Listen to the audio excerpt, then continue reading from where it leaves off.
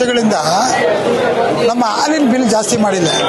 ಈ 1.5 ವರ್ಷದಿಂದ ಈಚೆಗೆ ಕರೆಂಟ್ ಬಿಲ್ಲು 2,000 ಜಾಸ್ತಿ ಆಗಿದೆ. ಡೀಸೆಲ್ ಬಿಲ್ ಜಾಸ್ತಿ 2,000 4-5 ಸಾರಿ ಆಗೋಗಿದೆ. ಡೀಸೆಲ್ ಬಿಲ್ಲು ಪ್ರತಿಯೊಂದು ರೇಟ್ ಕೂಡ ಜಾಸ್ತಿ ಆಗ್ತದೆ.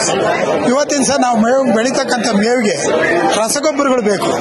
ರಸಗೊಬ್ಬರ ಇವತ್ತು 1,000 ಇದ್ದಿದ್ದು 2,000 ಚಿಲ್ಲರೆ ಆಗಿದೆ. ಒಂದಿಷ್ಟು ದುಪ್ಪಟ್ಟಾಗಿದೆ. ಇದು ನೋಡಿದ್ರೆ ಹಾಲಿನ ದರ ಮಾತ್ರ ಕೇಳೋರಿಲ್ಲ ಹೇಳೋರಿಲ್ಲ. ಏನು ಮಾಡಬೇಕು ಅಂತೇಳಿ ಸುಮ್ಮನೆ ಹಾಲಿನ ದರ ಜಾಸ್ತಿ ಮಾಡೋದು ತಂಟಿಗೆ ಹೋಗಲ್ಲ. ಅದಕ್ಕೋಸ್ಕರ ನಾವು ಇವತ್ತಿನ ದಿವಸ ಈ ಒಂದು ಪ್ರತಿಭಟನೆ ಮಾಡಬೇಕು ಅಂತ ಎಲ್ಲ ನಿರ್ದೇಶಕರು ನಮ್ಮ ಬಮೂಲ್ ಕಚೇರಿನಲ್ಲಿ ಸೇರಿ ನೀವು ನಿಮ್ಮ ಇದಕ್ಕೆ ದಿನನಿತ್ಯ ಯಾವ್ಯಾವ ದಿನ ಬೇಕೋ ಅದನ್ನು ಸೇರಿಸಿ ಮಾಡ್ಕೊಳ್ಳಿ. ನಾನು ಇನ್ನೂ ಮುಂಚೆನೇ ಮಾಡಬೇಕಾಗಿತ್ತು. ಕೆಲವು ಕಾರ್ಯಕ್ರಮಗಳಿದ್ದು ನಮ್ಮ ಹೊರನಾಯ್ಕನಹಳ್ಳಿ ಡೈರಿ ಇನಾಗ್ರೇಷನ್ ಇತ್ತು. ಏನೇನೋ ಕೆಲಸಗಳಿಂದ ಸ್ವಲ್ಪ ಮಾಡಿ ಸೋಮವಾರಕ್ಕೆ ಅಂತ ಡೇಟ್ ಹಾಕೊಂಡು ಸೋಮವಾರ ಪ್ರತಿಭಟನೆ ಮಾಡಿ ನಮ್ಮ ಎಲ್ಲ ರೈತ ಬಾಂಧವರು ನನ್ನ ಮಾತಿಗೆ ಒಗ್ಗೂಡಿಸಿ ಇವತ್ತು ಸಹ ಈ ಪ್ರತಿಭಟನೆಯಲ್ಲಿ ಬಂದಿದ್ದಾರೆ. ಇದೇ ರೀತಿ ನಾವು ಸರ್ಕಾರಗಳಿಗೆ ನಾವು ಹೇಳೋದೇನಿಲ್ಲ. ನೋಡಿ, ಮಜ್ಜಿಗೆಗೆ ಟ್ಯಾಕ್ಸ್ ಹಾಕ್ತಾರೆ, ಅದಕ್ಕಿಂತ ಟ್ಯಾಕ್ಸ್ ಬರುತ್ತೆ. ಮೊಸರಿಗೆ ಟ್ಯಾಕ್ಸ್ ಹಾಕ್ತಾರೆ, ಹಾಲ್ಗೊಂದಕ್ಕೆ ಬಿಟ್ಟು ತುಪ್ಪಕ್ಕೆ ಟ್ಯಾಕ್ಸ್ ಹಾಕ್ತಾರೆ, ಮೊಸರಿಗೆ ಟ್ಯಾಕ್ಸ್ ಹಾಕ್ತಾರೆ. ಇದೆಲ್ಲ ಸರ್ಕಾರಕ್ಕೆ ಹೋಗಲ್ವ ಲಾಭ? ಸುಮ್ಮನೆ ಕೊಡ್ತಾರೆ. ಕೊಡಲಿ ಪ್ರೋತ್ಸಾಹ ಧನ ಅಂತ ಕೊಡಲಿ. ಇವ್ರ ಗ್ಯಾರಂಟಿಗಳು ಸುಮ್ಮನೆ ಏನೋ ಇಲ್ದವ್ರಿಗೆ ಕೊಡ್ತಾರೆ. ನಾವು ಕಷ್ಟ ಬೀಳೋರಿ 4 ಗಂಟೆ ರಾತ್ರಿ ಎದ್ದು ಇವತ್ತು ಸಹ ಒಂದು ಕ್ಯಾಮ್ರಾ ಮಾಡಿ ಕಳಿಸ್ಬೇಕಾಗ್ತದೆ.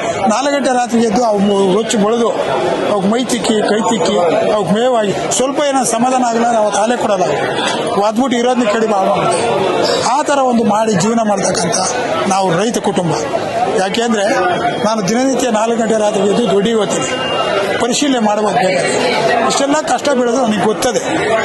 ನಮ್ಮ ರೈತರಿಗೆ ನನ್ನ ಕಷ್ಟ ಗೊತ್ತದೆ. ಸೊ ಹೇಳಿದ ತಕ್ಷಣ ಎಲ್ಲರೂ ಕೂಡ ಬಂದು ಇವತ್ತು ಭಾಗವಹಿಸಿ ಒಕ್ಕೂಟ ಮಾಡ್ಯಾರ. ಸರ್ಕಾರಗಳು ನನಗೆ ನಮ್ಮ ಮಾತಿಗೆ ಒಕ್ಕೂಡಿಸ್ತಾರೆ ಅನ್ನೋ ಮಾತು. ಇವಾಗ ಸನ್ಮಾನ್ಯ ರಾಮಲಿಂಗಾರೆಡ್ಡಿ ಅವರು ಕೂಡ ಫಸ್ಟ್ ಕೊಡಬೇಕಪ್ಪ ಅವ್ರಿಗೆ ಅಂತ ಸರ್ಕಾರದಿಂದ ಜನ ಹೇಳ್ಯಾರ. ಈ ವಿರೋಧ ಪಕ್ಷದವರು ಇನ್ನೇನು ಮಾತಾಡೋದೇ ಅವ್ರಿಗೆ ಕಷ್ಟ.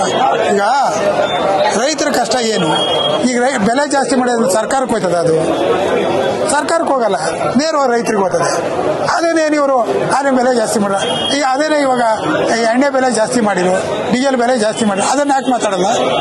ಇವಾಗ ನೋಡ್ಬೇಕಾದ್ರೆ ನಾಳೆನೇ ಮಾಡಿಬಿಟ್ರು ಅಂತ ಇಟ್ಕೊ ಬೆಳಗ್ಗೆನೇ ಶುರು ಮಾಡ್ಬಿಡ್ತಾರೆ ವಿರೋಧ ಪಕ್ಷದವರು. ಇದೆಲ್ಲ ಸರಿ ಇಲ್ಲ.